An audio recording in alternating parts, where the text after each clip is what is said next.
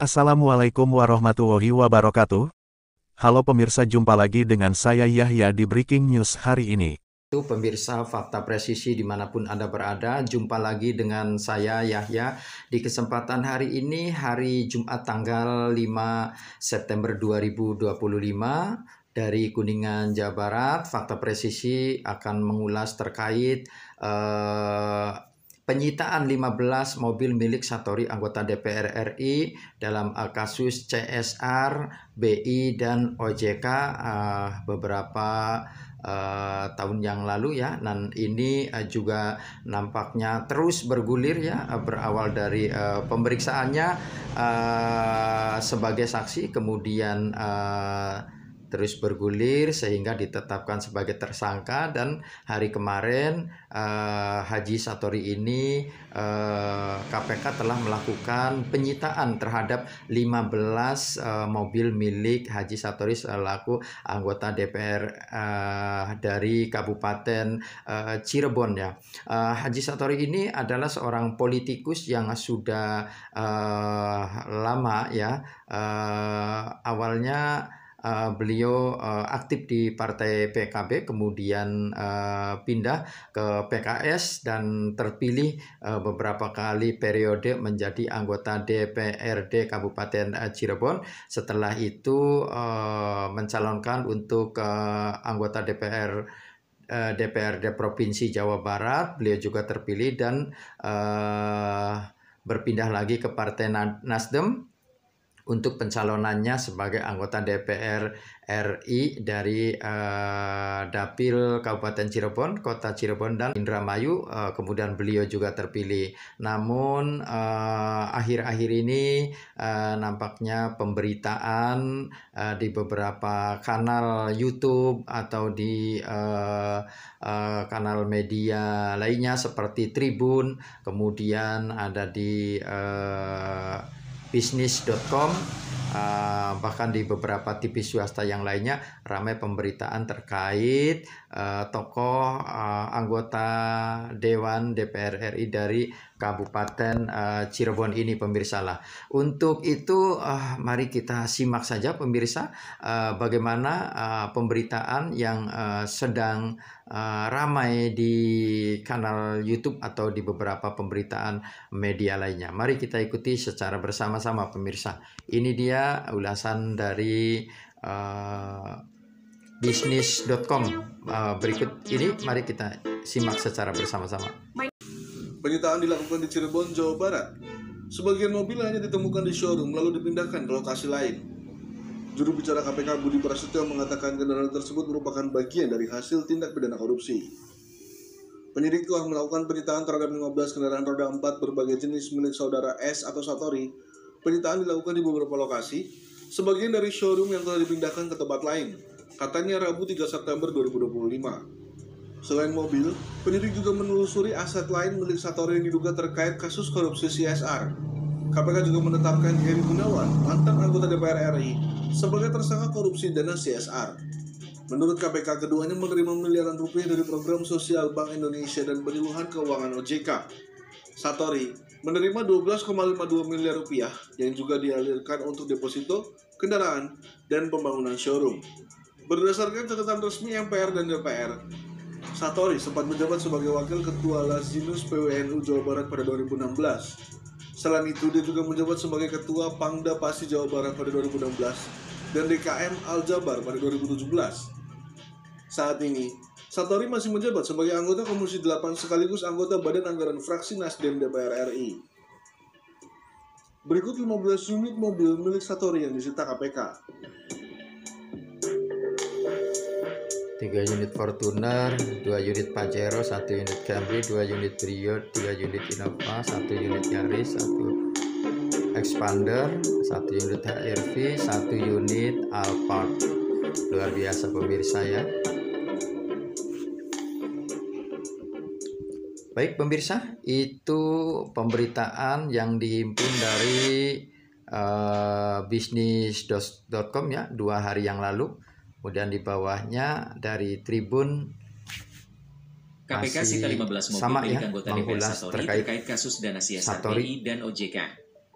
Komisi Pemberantasan Korupsi, KPK, menyita 15 unit mobil milik anggota DPR RI Satori terkait kasus penyaluran dana Corporate Social Responsibility, CSR, Bank Indonesia, BI, dan Otoritas Jasa Keuangan, OJK. Mobil itu disita di kawasan Cirebon, Jawa Barat. Bahwa sejak hari kemarin dan hari ini, penyidik telah melakukan penyitaan terhadap 15 kendaraan roda 4 berbagai jenis milik saudara S, Satori.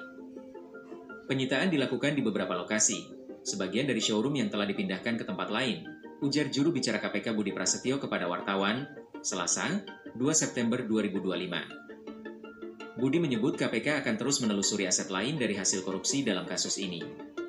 Sebab, hal itu dibutuhkan dalam proses pembuktian perkara.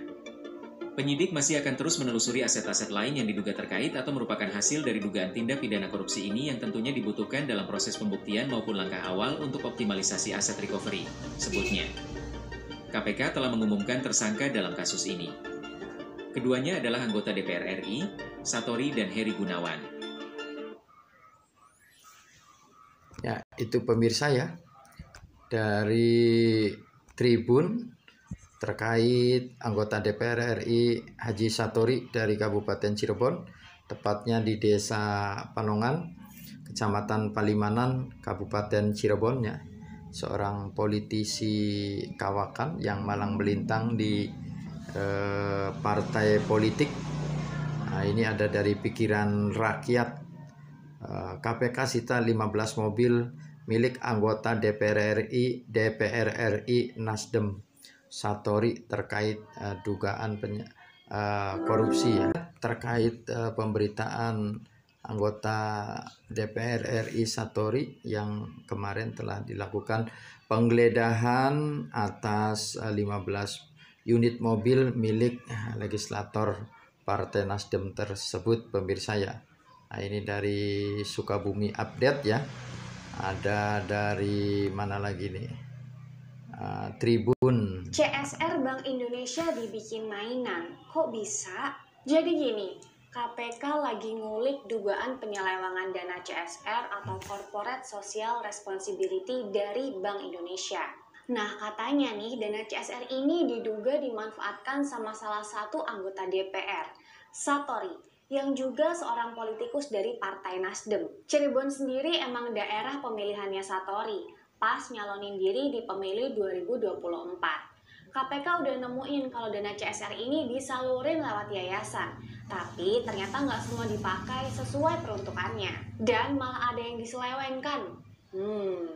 Kata Direktur Penyidik KPK Asep Guntur Rahayu, dari data yang ada, dana CSR yang direkomendasikan ke mereka nggak sesuai tujuannya. Fun fact-nya nih, Satori ngaku kalau seluruh anggota Komisi 11 DPR juga dapat bagian dari dana ini. Waduh, kalau bener sih ini gawat banget. KPK juga udah ngegeledah beberapa tempat, termasuk rumah Satori, dan mengamankan dokumen penting buat nyelidikin ini lebih lanjut. Drama korupsi CSR ini bakal terus diusut. Stay tune ya. Ya, itu dari Tribun, pemirsa ya. Dari Tribun News. Oh, banyak sekali ya. Ada dari Moza. Berita viral 66 KPK sita 15 mobil milik anggota DPR RI Satori. Kemudian dari Bahtiar Toha. Lihat dari mana lagi ya. Hot News. Ada KPK sita 15 mobil milik anggota DPR Satori terkait kasus dana CSR. Sarah, Heri dan Satori kuras dana CSR, BI dan OJK. Dari Kompas, 8 bulan yang lalu diperiksa KPK di kasus penyalahgunaan dana CSR. Tribun lagi ya. Tribun banyak sekali nih. Nah, ini Kompas lagi, pemirsa. 8 bulan yang lalu 2 anggota Komisi 11 DPR diperiksa KPK. Dari Tribun, dari Kompas lagi. Kemana larinya dana CSR Bank Indonesia, korupsi CSR, BI, 2 anggota DPR masuk radar KPK 1 bulan yang lalu. Mobil Lexus miliar rupiah. Gunawan, Tribun News. Luar biasa pemirsa ya, dari liputan 6 nih. Anggota DPR RI Satori diperiksa KPK sebagai saksi 6 bulan yang lalu.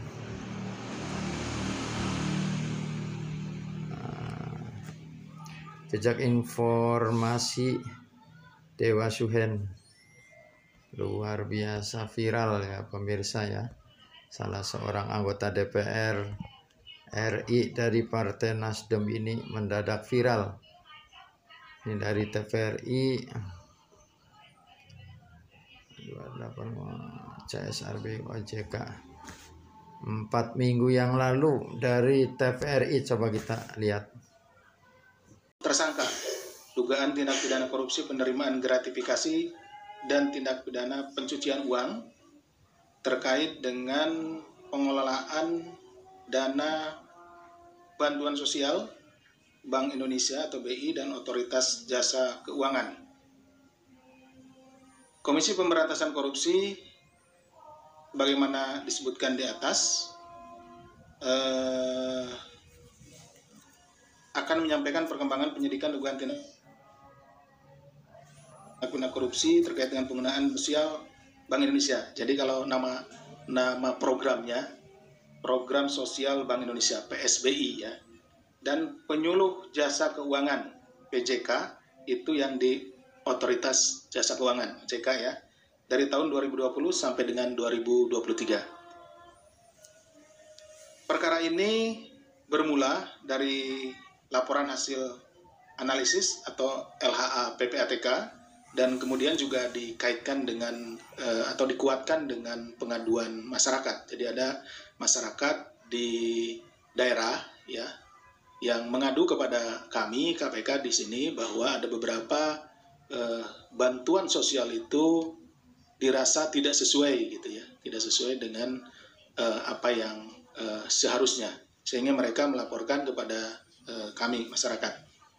Setelah dilakukan penyidikan umum sejak Desember 2024, penyidik telah menemukan sekurang-kurangnya 2 alat bukti yang cukup, dan kemudian 2 hari kebelakang menetapkan 2 orang tersangka sebagai berikut, yaitu HG selaku anggota Komisi 11 DPR RI periode 2019-2024. Kedua, ST selaku anggota Komisi 11 DPR RI periode 2019-2024. Adapun konstruksi perkaranya adalah sebagai berikut. Komisi 11 DPR RI dalam melaksanakan tugas dan wewenangnya memiliki beberapa mitra kerja. Di antaranya adalah Bank Indonesia dan Otoritas Jasa Keuangan atau OJK. Khusus terhadap Bank Indonesia dan OJK, Komisi 11 memiliki kewenangan tambahan, yaitu mewakili DPR memberikan persetujuan terhadap rencana anggaran masing-masing lembaga tersebut setiap tahunnya.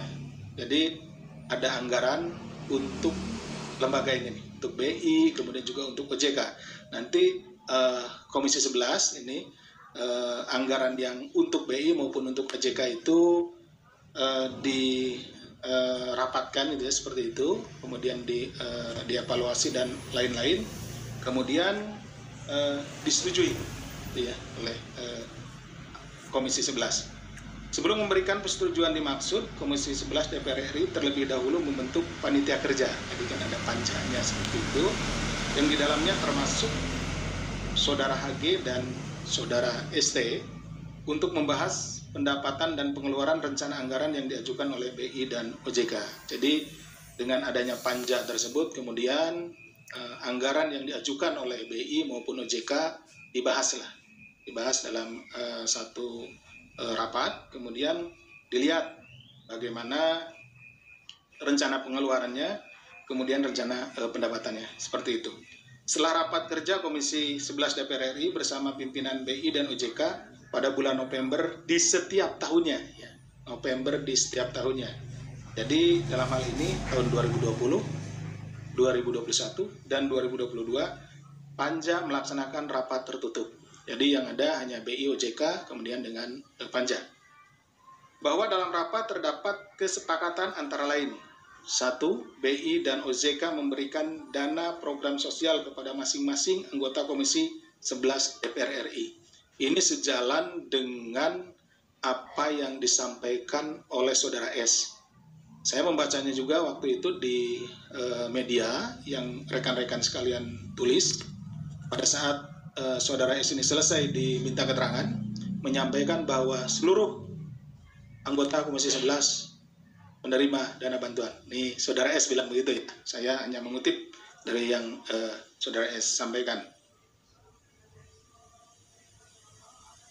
Saya ulangi, BI dan OJK memberikan dana program sosial kepada masing-masing anggota Komisi 11 DPR RI dengan alokasi kuota. Untuk BI sekitar 10 kegiatan per tahun dan OJK sekitar 18 sampai 24 kegiatan per tahun. 2. Dana program sosial diberikan kepada anggota Komisi 11 DPR RI melalui yayasan yang dikelola oleh anggota DPR Komisi 11.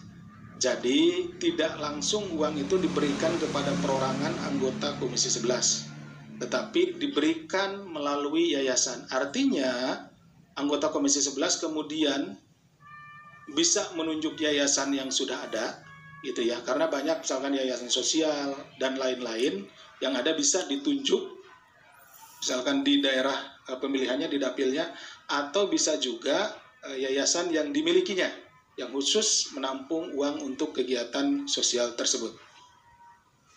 Teknis pelaksanaan penyaluran dana bantuan sosial dibahas lebih lanjut oleh tenaga ahli. Jadi masing-masing anggota DPR RI ini, Komisi 11, memiliki tenaga ahli. Nanti teknisnya, tenaga ahli inilah yang akan mengaturnya atau membahasnya, gitu ya. Dari masing-masing anggota DPR Komisi 11 dan pelaksanaan dari BI dan OJK dalam rapat lanjutan. Jadi ada rapat lanjutan kemudian untuk membahas penyaluran dari bantuan sosial ini. Dalam rapat lanjutan dilakukan pembahasan diantaranya jumlah yayasan, yayasannya berapa yang nanti diajukan begitu, kemudian teknis pengajuan proposalnya seperti apa, teknis pencairan uangnya seperti apa, jumlah dokumen atau laporan pertanggungjawaban LPJ-nya. Jadi kegiatan ini setelah uangnya diberikan melalui yayasan tentunya nanti akan diimplementasikan sesuai dengan peruntukannya. Seandainya dana bantuan sosial ini untuk rutilahu, ya harus dibuat rutilahu seperti itu. Nah, kemudian diminta pertanggungjawabannya atau LPJ-nya. Kemudian alokasi dana yang diperoleh dari setiap anggota DPR RI Komisi 11 per tahunnya.